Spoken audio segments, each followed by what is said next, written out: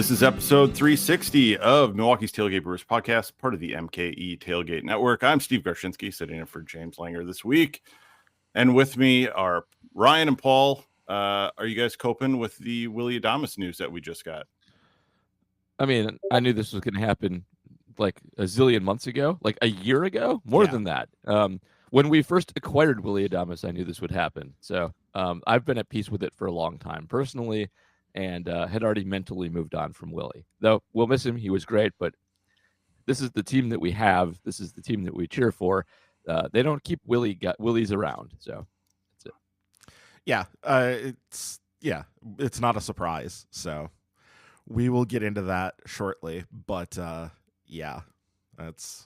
is what it is. It's part of the deal of being a fan of any, I guess, small market team for the most part. Like, you're just going to deal with this quite a bit. So, well, and we'll dig into the numbers a little bit later and kind of see how everybody feels about it at that point. But otherwise, Paul, any Packers news you want to go over right now? Ryan and I were at a concert that night, so we missed it. So you could just kind of tell us about the game, I guess. Yeah, we both missed it.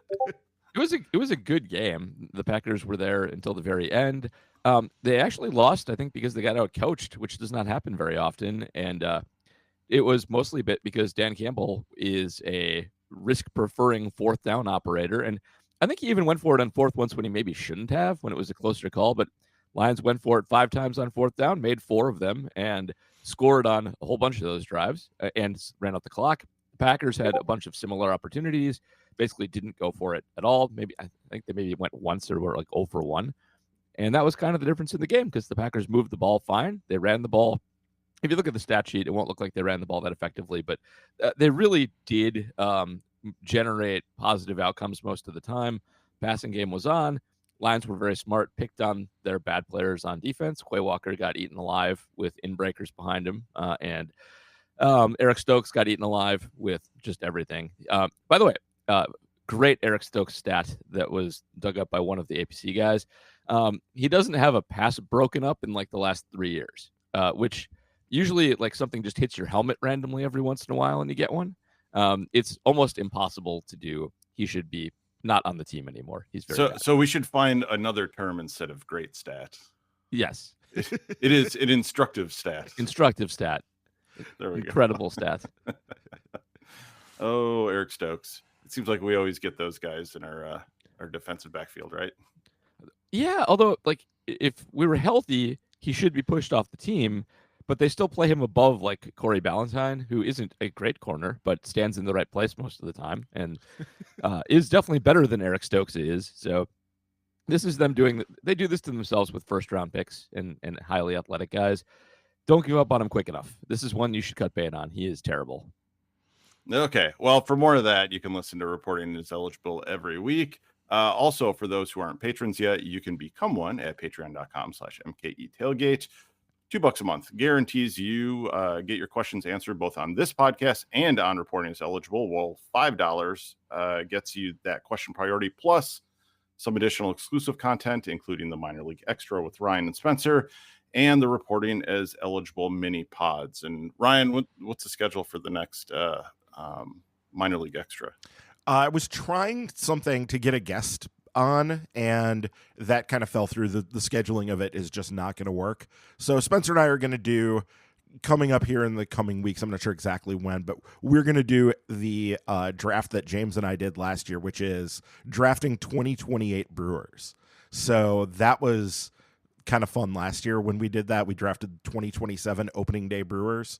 So we're going to draft 2028 opening day Brewers for this one, because that's what Baseball America goes 4 years out in advance when they do their look ahead. So you're going to basically pick who do you think is most likely to be on the opening day roster in 2028? And you can pick from anybody currently on the team as well as prospects.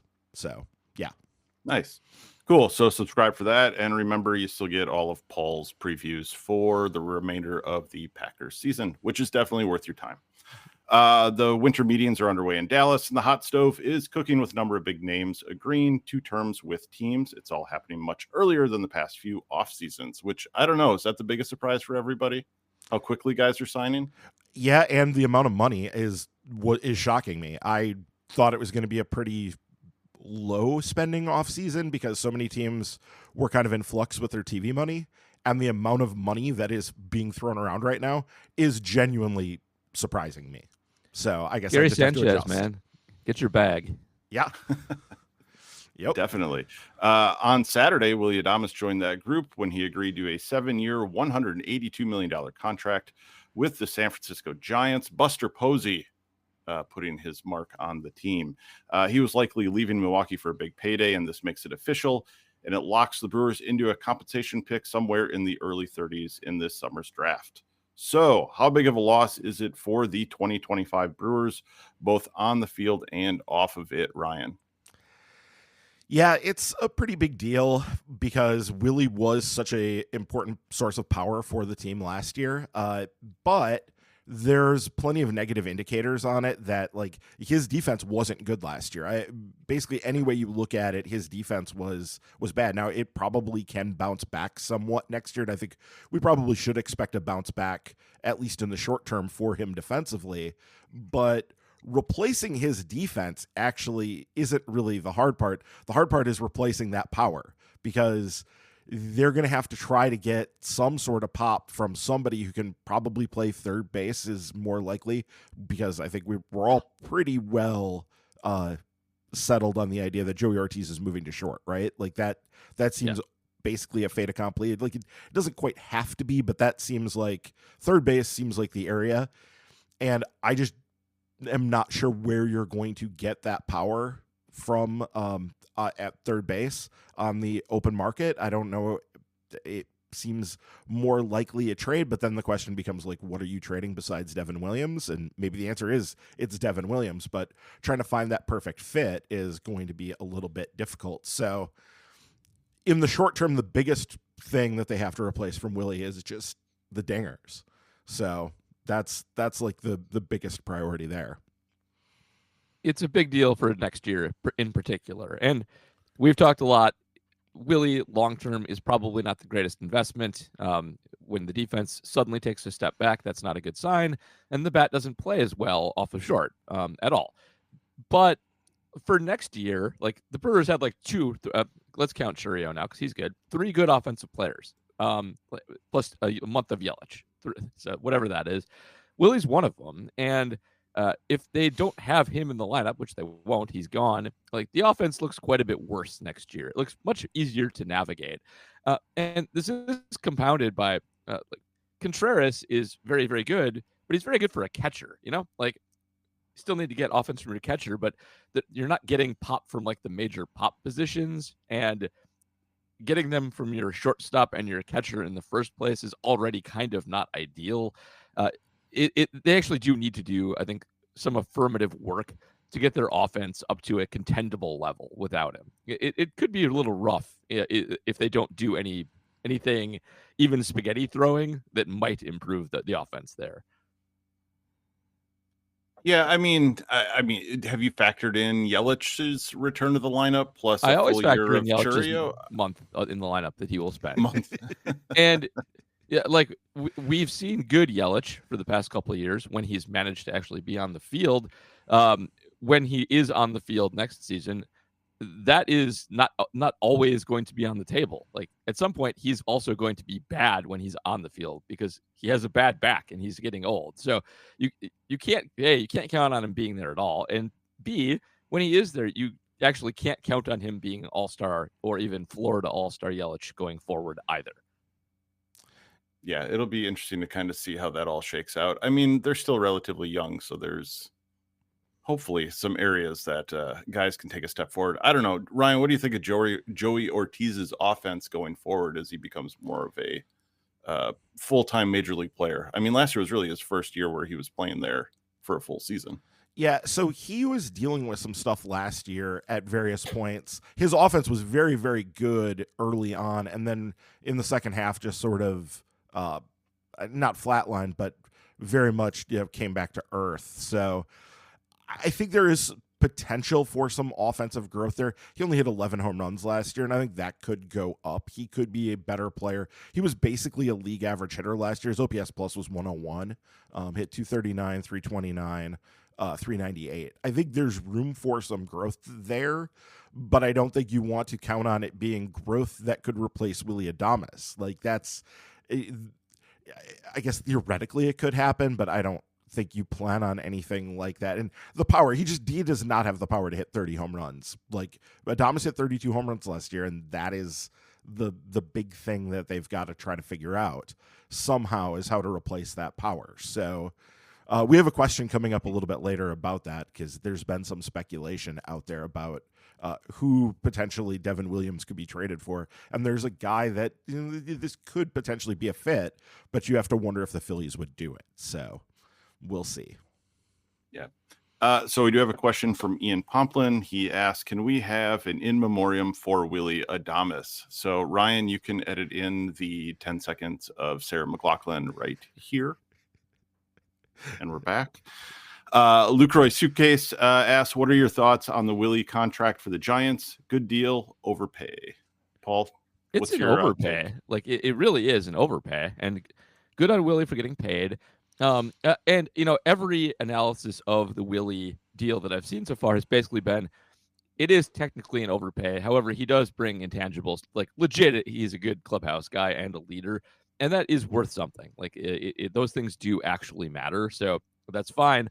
And it will definitely help them in the near term, because Willy's bat, I'm still confident, will play for at least a couple more years. And he probably will get a bounce. Like he'll probably get a regression bounce at shortstop for a couple of years. 7 years is a long time, though. You're going to have Willy in his age, 32, 33, 34, 35 seasons. And I'm just not seeing a good aging profile on Willy, who, even though he's been a very good defensive shortstop, has never really been the best athlete. He's not that fast. He's always been kind of slow. And I don't like when I see big declines in like year. Remember Colton Wong, how he was like the best second baseman in baseball for like 10 years. And then we got him and he became terrible after one season with us. And then is one of the worst players in baseball. Now, is he out? Is he gone? Is he? I think he was up and down a little bit last year. He was still around in 2024, but that's the best you can say about Colton Wong, is he's maybe still around. Yeah. Sometimes these things portend quick ends, and I think that you might see that with Willy, where that is a real albatross on the back end. But hard to argue with the near term. He is very good. Having him around your clubhouse is not a bad thing, but probably an overpay. Yeah. Well, and he might be a bad fit for that park too. I've been talking to some people on Blue Sky about that, and that park suppresses home runs, and that's his main offensive value, right? So he's not going to be legging out speed doubles or anything like that, Yeah, like that's not who he is. He really relies on that home run power to prop up his offense. That's his main value there, and that park just does not give the home run power the way a lot of parks do. And frankly, he's going to be playing a number of games in LA and on the West Coast generally. Like, he's going to be in a lot of pitchers' parks out there, and that's going to do some damage to like his power ability. So from that perspective, he may see a quicker decline offensively than maybe people would assume, just because his offensive game is so reliant on that power that he brought to the Brewers. And obviously his home park he's played in for the last 3 years with the Brewers is very good for power. Like that's one of the main things it does, is it allows guys to hit for home run power. So yeah, that part of it. And I suspect Buster Posey probably overestimated the value of Willy's clubhouseness and all of this in his thinking for bringing him in. Like, he's probably overplaying that and overpaying for it. So I don't know what exactly the long-term outlook there is. And the other thing is, they just gave Matt Chapman a long extension at third base. And so Willy Adames now doesn't really have the ability to slide over to third base. Should his shortstop defense prove to be cooked, he doesn't have the ability really to slide over to third base. So the move then is what? Second base? Second base, I think. Yeah. Yeah. Like, it's going to have to be. And I don't know if that's ideal for him either. That's usually a harder transition. Yeah, it's a harder transition, and also it can be tougher on older players because second base is just, you get knocked around some over there, whereas third base, it's more like Willie has the hose to play third base. That's like, clearly can throw the baseball across the diamond and has the arm for it.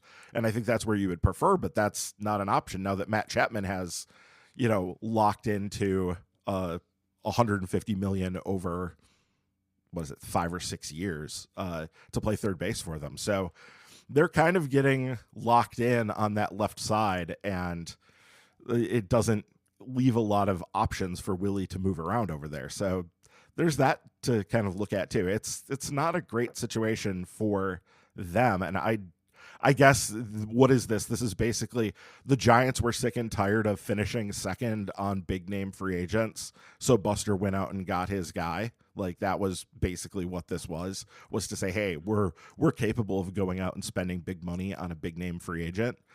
I just don't know that Willy Adames is the guy you'd necessarily want to do that with. It's a tough one.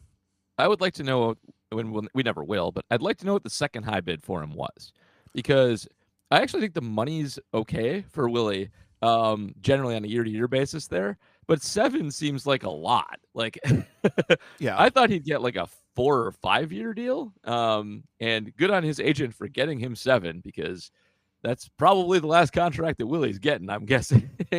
But like, those last 2 years, what do you do with Willy Adames? Like, he's not going to be able to play short, and like, that bat's, I don't think, going to be playing much of anything at that point. And he's not a good utility player when he can't hit anymore. Like, that's a weird one. It's a very long contract for a guy who I don't think will age particularly well. Yeah. Well, I mean, by that point, Chapman's probably washed and gone, probably, because he is older too. Like, Chapman is. So, and Chapman's deal wasn't as long. Chapman's deal isn't as long. So yeah, you're probably gonna have at least 2 seasons you can move Willie to third. But I mean, just don't know Willie's going to be a very good third baseman by the time he's 33 years old. That's my other problem. I mean, this will go through age 36. Yeah, his age 36 season. 35, I think. I think it's 29 to 35. Because you got to count that 0 in there. Okay. Yeah, because he was 28 this year, so to age 29 to 35. Yeah.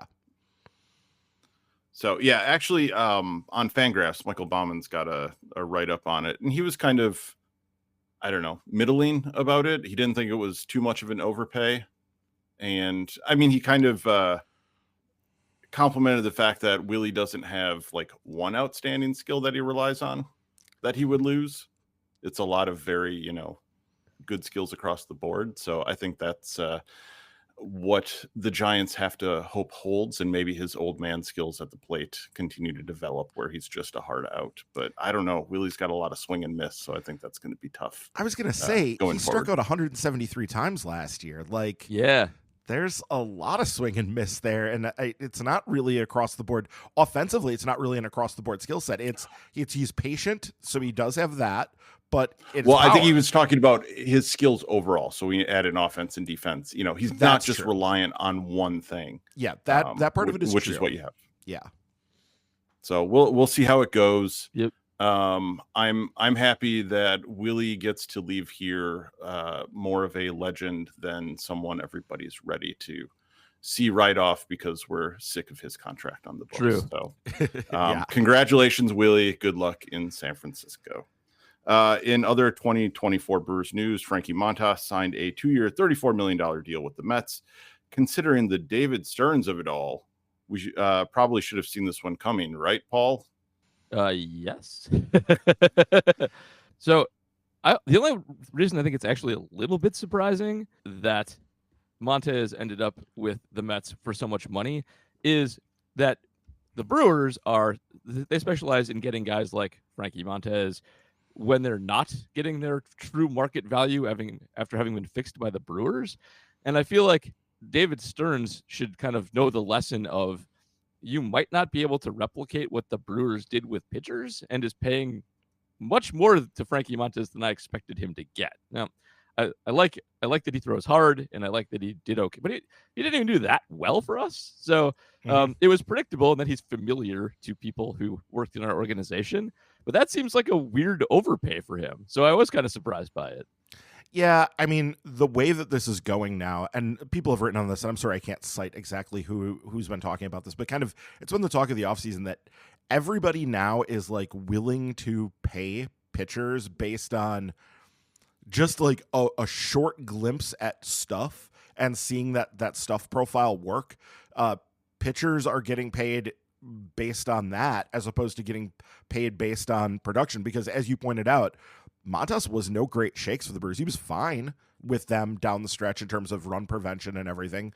And his numbers, he was really good in most of his starts. He had one big blow up. I think it was against Arizona. Was he the big blow up against Arizona? He had one big blow up that sort of inflate his overall run prevention numbers. Yeah, he did. And maybe they figure that like that's just a fluke and they can sort of work with that and whatever. But yeah, it's a different world that we live in now in terms of pitchers being paid not for production, but for their stuff. And yeah, the first person I saw mention it was Sky Kalkman Okay. on Blue Sky. And it was it kicked off a big conversation about the difficulty that sort of traditional analytics people now face in evaluating pitchers, because what you're not looking at existing statistics. You're not even really looking at stuff metrics so much as you're looking at guys who may have one or two underlying tendencies that teams are confident they can develop into, better, more elite stuff. And if you don't know what that is or what to look for or have a way to measure it, this gets really hard. I do also think this is a weird one, though, because if Montez had those kind of traits that you were looking for, and again, he was goodish, I feel like you would have seen a bigger uptick with the Brewers specifically than you did. Yeah. That's what I think is really weird about it. Like if you were trying to create a machine to identify pitchers with those traits that you could turn into a better pitcher, the Brewers pitching lab would probably be that machine, and you would be looking for a level of increase from X to X plus whatever. And I don't really think he got that with Montez enough to give him this much money. So that's why I think it's a little bit of a weird one. But I mean, are we overrating how quickly the Brewers can fix somebody, though? I mean, he joined at the trade deadline. I don't think so. I think when teams, and them specifically, are looking for trade deadline candidates at this point, they are looking for like a few specific markers in the guy that they can like take him into the lab, change an arm angle or something like that, and get results on pretty quickly. And they're going to be wrong about that sometimes, but I do think that's what they're looking for, because you have to turn those guys around quickly, because there's not that much season left when you get them. Like, you don't have a month to figure it out. You got to figure it out in like a week. And I do think that's what they're looking for. I do think if it's not, maybe with longer term development, you can do some more work with some of these guys. But I think what they're looking for is essentially market inefficiencies, where the current team that players with didn't do these things. They know what the things that need to happen are and can implement them quickly. So I think speed is of the essence for them there. And if you don't see it, I would question whether it can happen at all. And also, we talked a few weeks ago on an episode, a few episodes back, about the fact that the Brewers were the best team in baseball at improving stuff in the season. Somebody had actually gone through and had done the legwork on this and had looked at players coming into the Brewers, how well they had improved during the season. Just the stuff metrics had improved during the season, and the Brewers were at the top of the heap. So the Brewers are very good at this. So yeah, I think there's something of a concern there, but I mean, this is just like what the market is now for pitchers, and it's really, the guys are getting paid a lot of money based on sort of speculation as opposed to production now. It's just the way it is at this point. Okay, late on Saturday, Gary Sanchez also signed an $8.5 million deal with the Orioles. Ryan, it seems like they'll probably use him a lot like the Brewers did last year, right? Yeah, you would think so, because I think they need to get Adley Rutschman some more time off. He had some issues, some serious health issues down the stretch this year, and was not himself offensively, especially as the season wore on this year. And he's one of those guys who, much like William Contreras, wants to be in there every single day and like doesn't want to take days off. And I think they're going to need to force that a little bit, and I suspect that Sanchez will do that. Also, the wall is coming in Baltimore, so he probably did stand to lose some power based on the fact that wall was just absolutely monstrous and was really suppressing right-handed batting power. And so he stands to benefit some from that wall coming in. They call that Baltimore over there, or they used to. Yeah. So that probably helps. But yeah, they need to get Rutschman more time off, and Sanchez is a good guy to have to be able to do that. So it's a good sign. Yeah, and it seems like a lot of money for Gary Sanchez if you just don't look at it too hard, but he is more valuable than most backup catchers. He is he still catches at a pretty high level. He does offer a big bat off your bench, and he can play DH and first base like competently. Mm-hmm. So you're getting a lot of bang for your buck with Gary. That's not too shabby at all. Catching, especially, like catching costs money. There's premium on that, and it's not easy to find guys even to play backup backstop that can do anything other than like play competent defensively. So that's a totally fine amount of money for Gary Sanchez. Right. It's also just a 1-year deal, so yep, you're not locked into it for a long period of time, which is important. Yes. There were also a handful of minor league signings for the Brewers while we were on Thanksgiving break. They brought back 30-year-old lefty relief pitcher Thomas Pannone for a second go-around with the team. He threw 2 1/3 anonymous innings for the Brewers in 2023 and spent 2024 in the Cubs and Yankees organizations, but never pitched in the majors. They also added 30-year-old John Duplantier, who hasn't pitched in the majors since 2021, and a 20-year-old outfielder, Jared Olivia. This seems like spaghetti. Paul, do you think any of it's going to stick? This is a lot of speculation stuff, and like Thomas Pannone, they must see something in the profile. I don't know what it is. Maybe Ryan has a better idea, but it's weird to go. Maybe not. He is truly a 30-year-old minor league journeyman at this point. So whatever they're seeing, I have no idea. I guess it's worth noting in his very last stop with the Yankees last year, he was quite good at Scranton down at AAA. And so maybe there's something there that caught their attention, but he really just looks like a guy. I guess this is kind of what we were just talking about. You scout for speculatory things that are maybe hard to spot, and maybe he does turn into something. But I would never count the Brewers out for any of these guys working out, because the Brewers are great at turning guys I've never heard of into really, really good pitchers. They did it last year so, with like our best starter on the team. So there you go. Yeah, I think looking at this closely, so the big thing that stands out about those, and granted, it's 61 2/3 innings with Scranton Wilkes-Barre, but the thing that stands out there, my favorite thing, the 8.17 strikeout to walk ratio. He was not walking guys. So maybe they think he has the Hobie Milner starter kit here, that you got kind of a funky lefty, and maybe you can get something out of him that way, that he's going to be to potentially play that role for the team.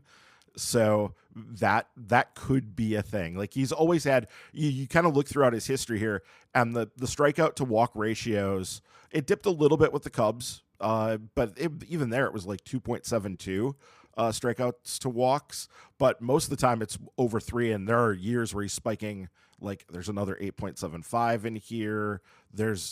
He can really put up big differences between the strikeouts and the walks, and we know that's a thing that they like. That's the essence of FIP, guys, is the fact that when you have a lot more strikeouts than you have walks, that's that starting point. So I guess that's probably what they're thinking with Pannone, and he does seem like the most likely guy. I would need Spencer to like give a rundown of what the stuff profile is for these guys, but that seems to be why they brought Pannone back, is the differential there. Yeah, if you want to dream on Duplantier at all, the one thing I can tell you about him that is probably attention grabbing is he is in the 98th percentile on Savant for extension. So for how close to the plate he releases the ball, and he is 6'4". I feel like the Brewers think they can do a lot with that. They actually do.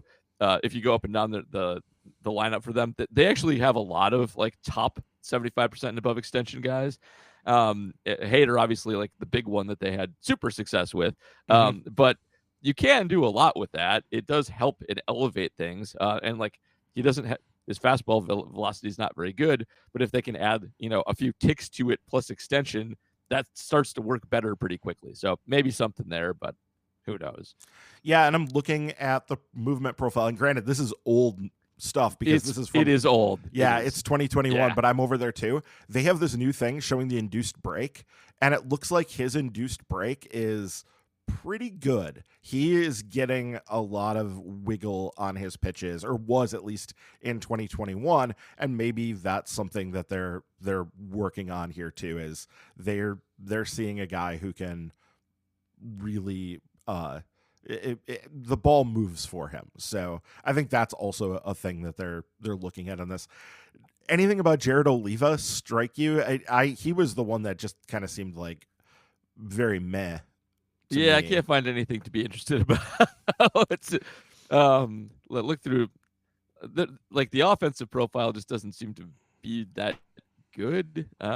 So I'm not sure. This seems like just pure speculation. You wonder if he's a exceptional defender, so they are sort of doubling down on that because he hasn't been in the big leagues with Pitts. Like he hasn't been in the big leagues since 2021. So and he's with Pittsburgh. So if you can't find and fight your way onto the roster of the 2021 Pirates for more than 43 plate appearances, you kind of wonder. But then again, it is the Pirates, so they wouldn't necessarily know a good thing even if they had it. So that's true. Like he hit for okay power in the minors, and he has decent on base percentages in the minors. But that's like as a 26, 27, and 28-year-old. So, and they're not like blow the doors off at all. They're just like maybe some patience there, maybe a little pop, but like power should have been unlocked by now, so it's hard to project them for having more. But yeah, I don't know. That one is just let's ask Spencer later. I don't see a lot there. That one feels the most spaghetti-ish of all of these things. It does. Pannone, I bet you we do see this year. Like if I had to say which of these guys is most likely to see significant time with the 2025 Brewers, it's Pannone, right? Like that's the guy. Yep. Going back to the winter meetings again, do you expect the Brewers to make any big moves this week or even this winter at all, Ryan? No, I don't know. I mean, there's trades coming. They're definitely going to make trades. We're waiting for the Devin Williams trade, and I remain convinced that is going to happen. There was some reporting over the week off that we had here that first, I think Bob Nightingale came out and said the Brewers are not planning to move Devin Williams, and everybody kind of did the okay, Bob, like thing with that. And now, since then, Rosenthal has reported that because the Cardinals seem like they may not deal Ryan Helsley, that could potentially juice the market for Devin Williams. So that is speculative. I just think that ultimately, when we talk about Devin Williams, yes, I understand that there's like a lot of relievers out there, but none of them are as good as Devin Williams. Devin Williams is one of the best relief pitchers of all time. We talked about this after he blew that game in the playoffs, that like Devin Williams has in his major league career been one of the best major league relievers of all time. Him, Clase, and like Mariano Rivera are up at the very top of all of these lists in terms of run prevention in the back end of the bullpen. And so when you have a guy who is that good, it sort of doesn't matter if there's a lot of other relievers out on the market, because you have the best guy.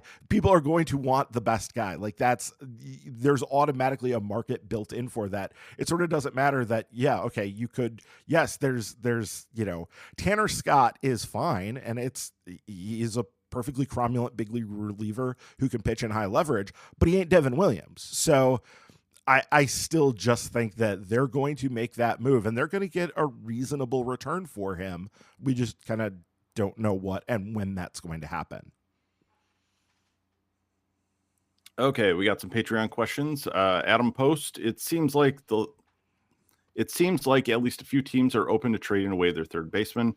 Do either Batty or Bohm or any other seemingly available third baseman interest you if you're the Brewers? Just go get Alex Bregman personally and pay him a lot of money, but they won't do that because they're the Brewers. But they should. But I think that Brett Baty is not very good, and I personally am not interested. I would not do that. Alec Baum, I have minor interest in. He looks like you know what he looks like to me? He looks like the shoot. We gotta do this at night again sometime. Who's our terrible first baseman whose name is eluding me right now? Reese Hoskins.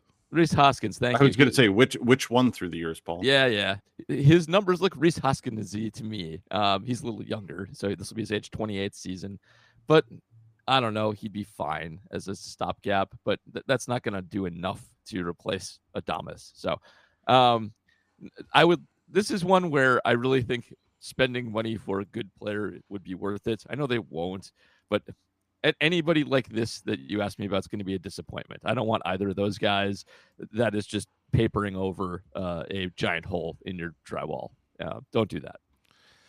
Yeah, Bohm is interesting to me on a lot of fronts on this. If they are in fact willing to move him, the problem is like, what are you going to give up for Bohm? They seem to want starting pitching, and that's not something the Brewers really have like excess of to just trade away. So that's what they seem to want. They have a fairly deep bullpen at this point. The Phillies do, but like I was just talking about, they could potentially be interested in Devin Williams, and maybe they would trade Bohm to get Devin Williams. But that then gets into sort of a fit issue because Bohm is only locked, or he's a free agent after 2026. So he has 2 years of team control left. And would the Brewers be willing to trade 1 year of Devin Williams basically to get 2 years of Alec Bohm? That's not how they've traditionally handled things like this. They look for a lot more control than that when they make trades. Just look at what they did when they traded away Corbin Burns. Look at what they did when they traded away Josh Hader. When they make trades like this, when they trade away guys right before free agency, they're usually looking to get a lot longer. But if they are trying to focus on like winning now and trying to do that, Bohm could be a fit here for them because he does, I think, fit fairly well. The defense is sketchy at third base. That's the other problem sort of here, is that like Bohm is not a great third base defender, and we know that they value defense, particularly at a position like third base, quite highly. They want a good defender there. So Bohm is interesting, but I don't know if the fit necessarily works for them, but they probably would be somewhat interested in the bat, because he actually does seem to be a guy who could replace some of the power, though he only hit 15 home runs last year. Wow, I was expecting to see a lot more than that. I guess he's only maxed out at 20 home runs in 2023. Yeah. So he's not the huge power hitter, I guess, that I think of. He's a fairly good, balanced all-around hitter, but even then the on-base percentage is yeah, right? Yeah. It's fine.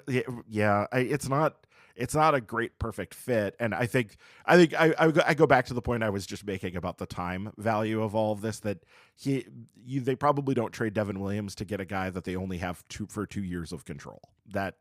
That probably isn't a thing that they're looking to do in the Williams trade. So that probably doesn't happen, even though I've seen people mention that. But yeah, it just seems unlikely for them. The Bregman thing, though, Paul, my understanding is he's asking for like $200 million.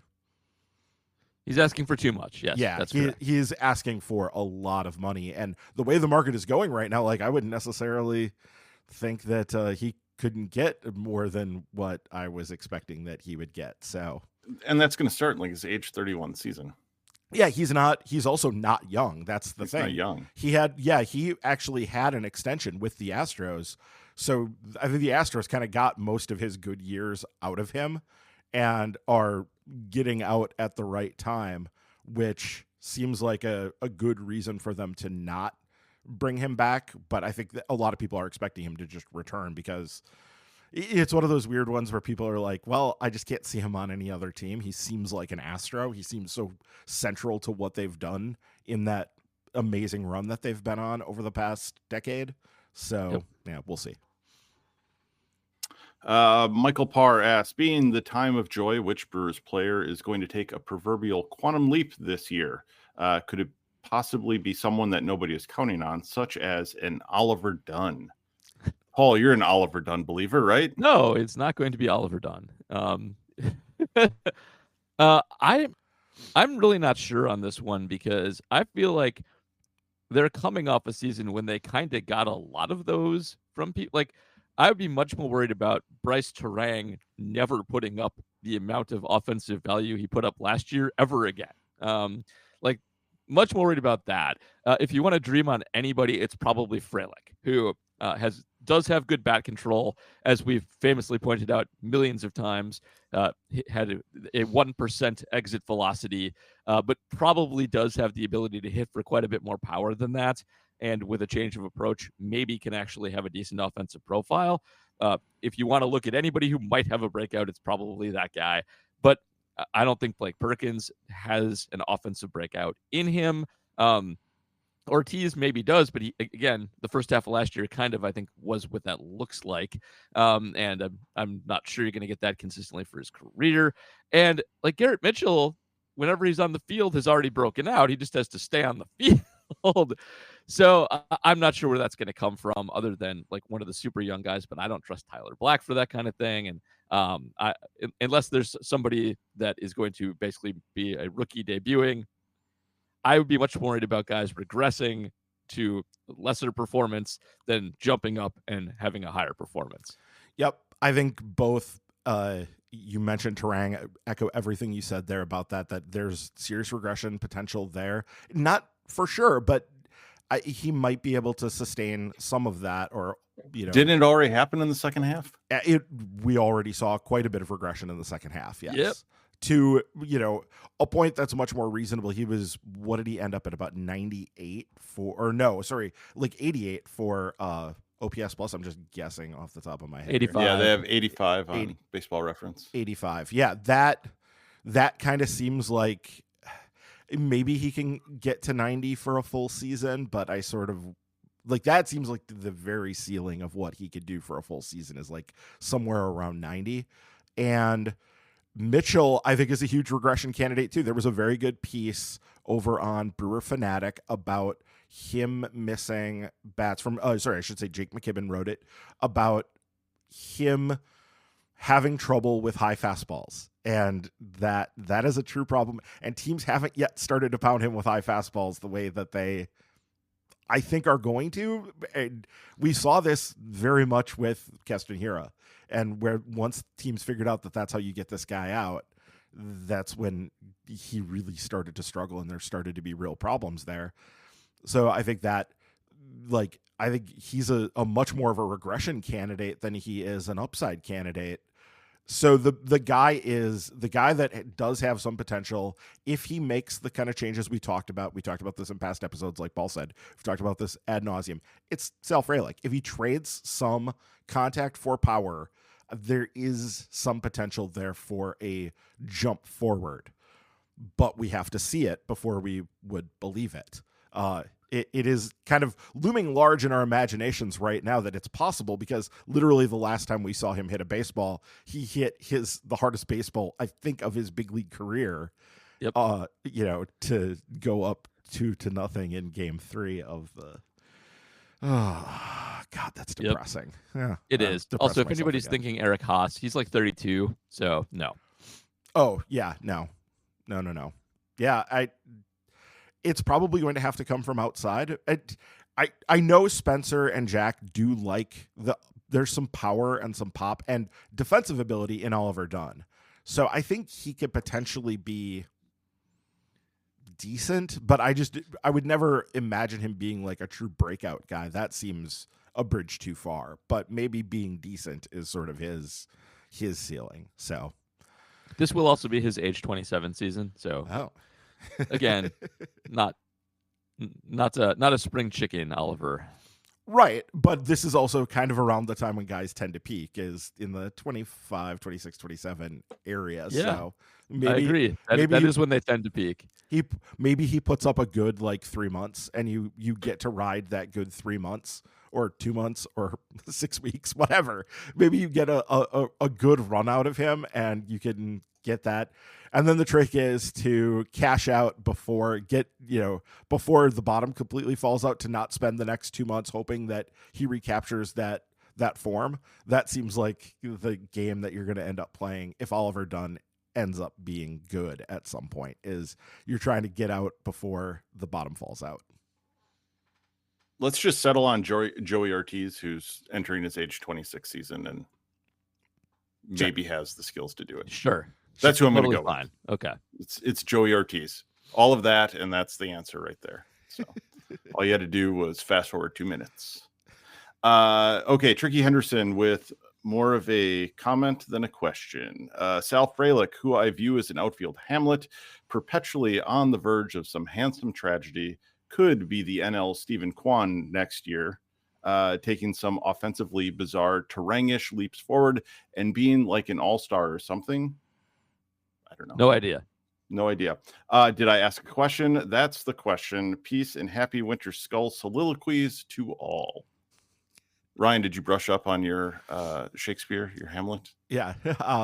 I've not watched that one in a while. I have not read Hamlet in a very long while. But yeah, we were just kind of talking about this, that Sal Frelick has some breakout ability, and there could be something of a, like, Stephen Kwan is not a bad comp here in terms of what it could look like if Sal Frelick has a breakout. It could look a lot like what Stephen Kwan has done. So I like that as a comp. If you see a breakout, what that could look like. But yeah, we'd have to actually see it. We'll be frustrated day to day, but hopefully Sal Frelick just annoys the right teams in the right moments. That's, I think, what we're hoping for. Brian Polakowski asks, is the NL Central set up to be a 2-horse race with Milwaukee and Chicago, or is there a sleeper contender out of the rest? Paul, what do you think? Somebody in the wings? I never trust the Pirates. I think when we did the season preview last year, there may have been a little bit of Pirate support. And they did suffer a couple of injuries, but I'm still not seeing that. I'm kind of the same way with the Reds. And the Cardinals definitely not. They're on the downswing, not the upswing. So I think it is probably a 2-horse race. Are the Cubs getting better? Are they doing anything to get better? The only thing with the Cubs is, like, it actually is funny they tied with the Cardinals last year. That is low-key hilarious. But the Cubs are the only team that have the ability, I think, to challenge if they decide that they would like to. There's been no indication they will do that, though. Everybody here is mad at the Ricketts, who have said basically they're not going to be in on any of the major free agents. Like, the Cubs should be in on Soto. Like, they are in Chicago. They have infinity money. They could go and buy the best free agent, like, of all time if they wanted to, and they've said they're not going to do that. So people are really mad at them. But they're the only team with a base high enough to challenge the Brewers if they decide to actually add to it. I don't really see anything scary about the rest of the Central. So yeah, I think that's kind of it. The Reds are a concern to me. I think they can jump up and jump into this group. Yeah, I think they can. All right. Because they have enough. They have sort of a critical mass of young hitting talent sort of all over the diamond, and they've been doing some things to shore up the pitching. They have been out there making some minor sort of below the radar moves to shore up the pitching. So I think the Reds have the potential to do this, but they're going to have to make a big leap forward in terms of run prevention to be able to do it, and also just get like better performances out of, like, Matt McClain coming back should help them, because he missed the entire season last year. If he's healthy and productive, he was looking like a potential, running mate for De La Cruz in there, so that could work. Ellie broke out last year in a pretty big way, but I think there's still like breakout that is potentially there for him. And then, there's just a ton of guys like Noel V. Marte and Spencer Steer, and just they have a lot of guys who have some offensive upside that they could do it, but they're going to have to get better run prevention. So is Tito enough on the bench to elevate some of the run prevention with his ability to handle a bullpen? That could be too. I don't think you make that move to bring in Francona if you don't think you're trying to win now. And I think Francona doesn't take that job if he doesn't see some potential for it, I guess. So I think the Reds have if somebody's going to jump up and inject themselves into this besides the Cubs and Brewers, it's going to be the Reds, I think. I don't think the Cardinals are even really going to be trying to do it. And I think they're rebuilding at this point. They're retrenching. They're going backwards to go forwards. Yeah. And the Pirates are just the Pirates. Sorry, but the Pirates are just the Pirates. I think the Reds are the ones that you have to watch out for. I don't know how the Reds are going to replace 93 innings of $34 million Frankie Montas, though. That's going to be tough. Okay. Ian Pomplin asks, Paul, what are your thoughts on the Golden Bat idea? I mean, I think everybody was like, it's a stupid idea. Baseball has made, a lot of people have made the point this week that Rob Manfred has actually made quite a few positive changes and cited things that I still hate, like the zombie runner, but whatever. Pitch clock is, I think, legitimately better. That's fine. But this would actually fundamentally change the way the game is played at a really high level. So, and it's not solving a problem. Like there is a problem perhaps in scoring runs in baseball.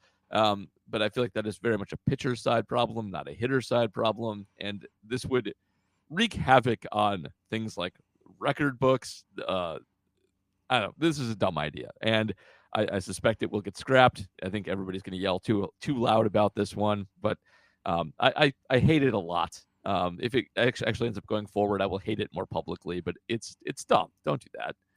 Yeah, it is dumb. And it is also the fact that it's being discussed. I'm glad that it is being discussed because everything should sort of be discussed.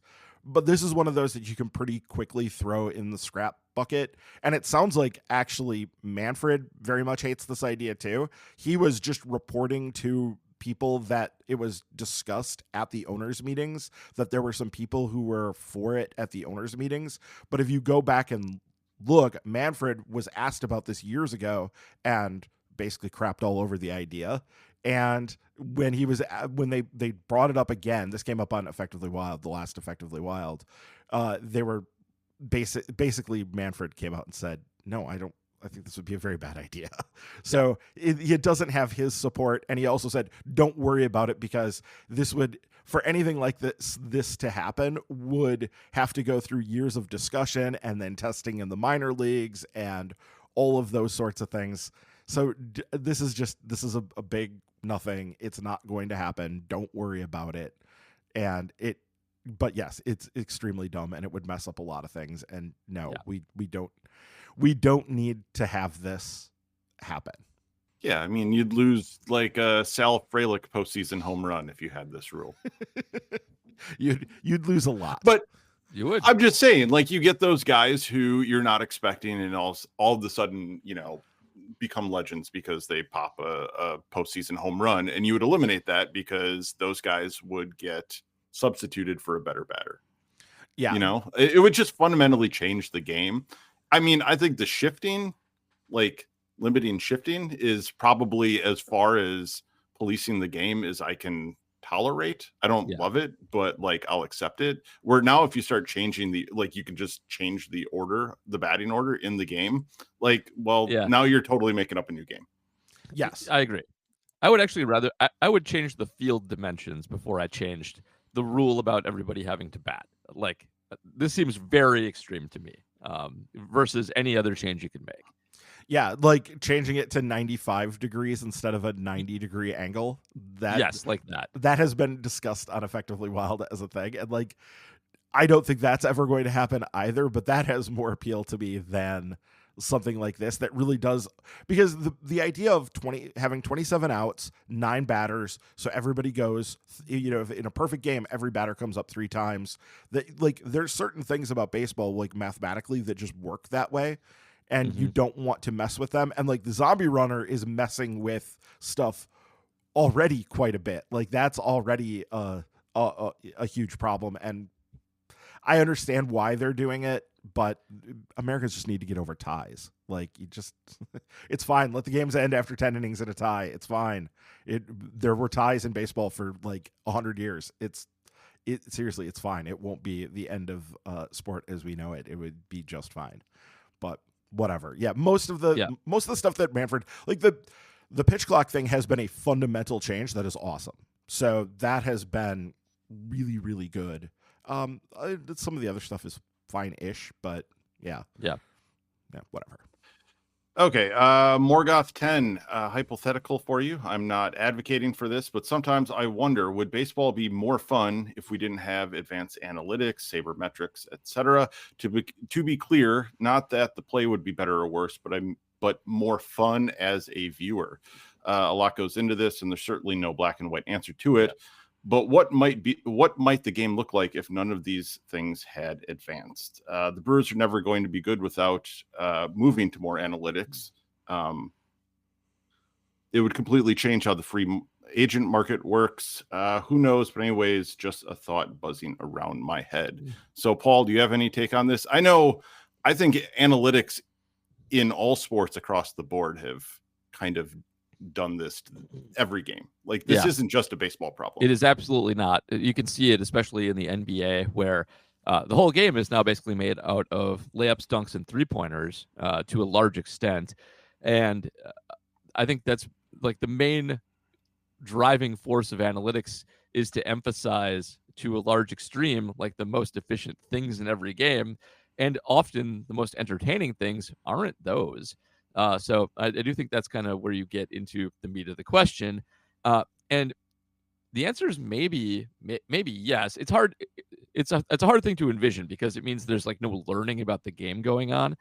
And one thing that you did see during the non-analytics era of baseball, especially like just pre-computer, when Bill James was still, publishing out of his mom's basement, good old days of mom's basement jokes, was that the things in baseball that were easily quantifiable, like hitting home runs, were paid by the big money teams, and there wasn't a way to cut against that. So, like the Yankees, well, actually in the 80s kind of sucked, but the teams with the big bats tended to win. The teams that couldn't afford them tended not to, and most of what made small markets good in the era before that was just reserve clause stuff. Mm-hmm. So it's one of those things that's actually hard to imagine with society continuing to advance because a lot of analytics doesn't actually require like computers or spreadsheets at all. It just requires paying closer attention to what actually works and what actually doesn't. But I guess in the spirit of the question, it is more fun to watch like triples and stolen bases come back a little bit, and balls in play versus a whole ton of strikeouts. And walks are boring, even though they are useful. So kind of yes, although the world that contains old-timey baseball is probably a really weird one. So then again, this one kind of sucks, so maybe that's okay. Yeah, I mean, one thing that obviously analytics do is it promotes sameness, right? It gives you a lot of the same sorts of teams because once teams figure out what actually is valuable and what wins and how to be good, that gets spread to the other teams. It spreads out throughout the game. And once people see that, it is basically impossible to put that genie back in the bottle. And so there's this idea that, like, would it be better if other teams were dumb again and my team was smart so that they could have that advantage? Because he kind of mentions that, like, would the Brewers ever have been this good without really embracing analytics? I don't think so. I think this has been their path to being good. So you come into a situation where you're like, well, I'd like all the other teams to be stupid. So it's kind of fun to have like the White Sox and the Rockies and the Angels out there doing their thing, being dumb and being suboptimal, because at least then you can look at it and go, well, there's a team. The Brewers have went and got Davy Garcia from the White Sox because, hey, there's a market inefficiency we can exploit by taking a guy away who was on a dumb team and now bring him to a smart team and get something out of that.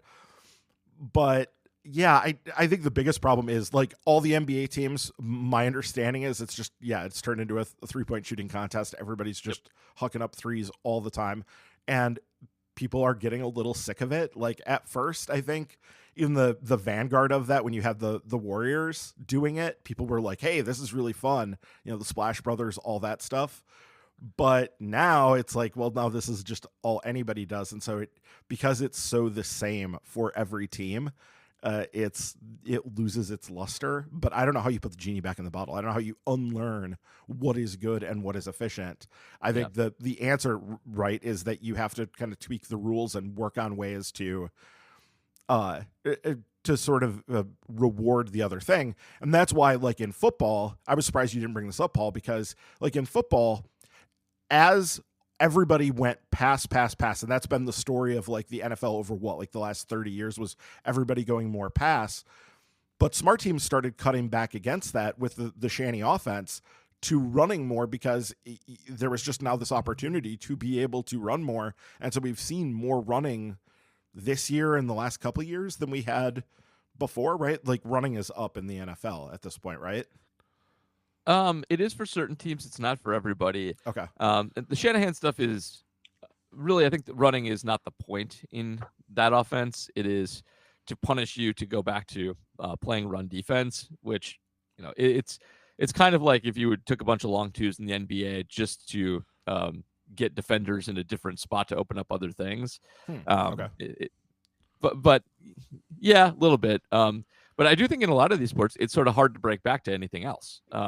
There's a limit on playing any way other than the analytically optimal way and still have it actually function properly. So I do think there's something to be said for the diversity of options that you get without knowing what the optimal one actually is. Right. Yeah, and that's the problem is how do you unknow those things? You can't. Yeah. And you wouldn't want teams to either because it's like, do you want to just go back to the way things were because you have some sort of ideal in your head that it was better then, but then you're sacrificing winning and the whole point is to win? Like if people start sacrificing winning to be more aesthetically pleasing, that sort of defeats the purpose of sport, right? Like that's not what we're supposed to, that's not the project. That's not what you're supposed to be doing. So right. Yeah, it's kind of a tough situation. Well, I figure it's everybody wants my team to be analytically advanced and taking every advantage that they can, and everybody else to being old and dumb, which is more entertaining for the rest of the league. That's right. Which, yeah, it's just not going to happen that way.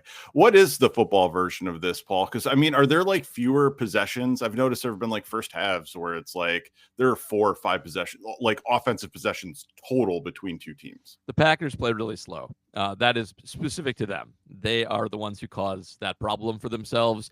They do not run at pace at all, and they do run more than most other teams do other than the 49ers, which takes a lot of time off the clock. I would say that there still is a decent amount of diversity in football, more in college because it's actually because of the hash marks in college, which is a weird little thing. But at the professional level, like there is the guys who run Shanahan stuff. There's guys who run McVay stuff, which is really quick, is different. Shanahan stuff relies on a lot of pre-snap motion and a lot of heavy formations. McVay, everything's out of 11 personnel and has a lot of sort of fake motion in it. There's Andy Reid, who's just a savant. You can't, there's no Andy Reid system. There's just Andy Reid. There is, and then there's Nick Sirianni. Yeah, then there's Nick Sirianni's stuff, which is kind of a Belichick offshoot, which is basically empower the quarterback to make checks to throw to whichever of his options has the best matchup at any given time. It's a simpler offense. It only has like 6 core plays in it. And that's really it. The only other offenses that are run are kind of old McCarthy crap that doesn't really work anymore. That's run by dinosaurs on bad teams. If you're not running one of the others at this point, you're doing it wrong. Yeah, I was explaining to my mom on Thanksgiving about the hash mark thing and why college is kind of different, why speed on the edges is even more valuable in college, and it can really be a big deal. arm quarterbacks, even if they're not accurate, so that you can actually pick on the whole field, are super valuable in college and not as much at the pros. Yeah. Yep. Yeah. That hash mark thing is really, I remember reading an article about it. I think it was Urban Meyer who was like kind of exploiting it early on, back when he was like a real innovator in the Gators days. Was the first time I heard that discussed. Like, he was at the forefront of that. If you ever hear of anybody who wants to run air raid at the professional level, just ignore that team. They're going to suck. Air raid does not work in the NFL specifically because of the hash marks. Air raid picks on the extra space created by the stupid hash marks in college. That is the only reason it works. It does not work at the pro level at all. Didn't work here either. Yeah, it relies on your receivers, or in Wisconsin, it relies on your receivers running to space. That space does not exist in the NFL football field. So, yeah, air raid's dumb on the pros. Yeah. Okay, well, that'll do it for this week. Ryan, we got some new patrons? Yeah, we do. Over the last couple of weeks, we've had Nathan Beckley, I'm going to say, and Nick Drummer sign up. Thank you very much to both of you for doing that, and we truly appreciate it. Thank you. Yep. Thanks, all. And remember, you can help support us in other ways by going to Apple Podcasts, Spotify, wherever else you listen, and give a 5-star review. While you're there, be sure to hit the subscribe button and follow, and make sure you never miss an episode. And that is going to do it for this week. Tune in next week for Milwaukee. Fair weather fan, it's not what I am, even though the zip code has changed. I might smile and joy when I'm currently employed. Your soul can't be